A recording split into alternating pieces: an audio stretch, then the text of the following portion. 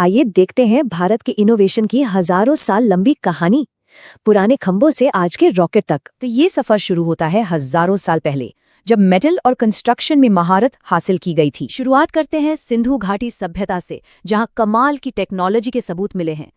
सोचिए, मोहनजोदाड़ो जैसे शहर अपने समय से कितना आगे, बेहतरीन ड्रेनेज और वाटर मैनेजमेंट सिस्टम के साथ। शहरों की प्लानिंग तो लाजवाब थी ही, पर साथ ही मेटलर्जी यानी धातु बनाने की कला भी जबरदस्त थी। इसका बेस्ट एग्जाम्पल है दिल्ली का लौह स्तंभ।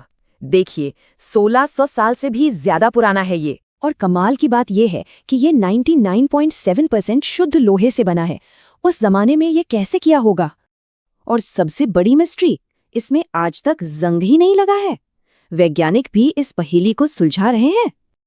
और बात सिर्फ लोहे की नहीं थी। भारत का वुड स्टील अपनी मजबूती के लिए दुनिया भर में फेमस था। मेटल और इंजीनियरिंग का यही हुनर आगे चलकर और भी बड़े लेवल पर इस्तेमाल हुआ। ताजमहल को ही देख लीजिए, ये सिर्फ खूबसूरती नहीं बल्कि एडवांस्ड इंजीनियरिंग और परफेक्ट सिमेट्री की मिसाल है। तो जाहिर है, इस महारत का इस्तेमाल मिलिट्री टेक्नोलॉजी में भी हुआ। हथियार और डिफेंस दोनों ही मजबूत हुए। लोहे के हथियारों से शुरू हुआ सफर किलों से होते हुए गन पाउडर तक पहुंचा, और फिर रॉकेट तक। जी हाँ, मैसूर के रॉकेट ये 18वीं सदी की एक बड़ी छलांग थी।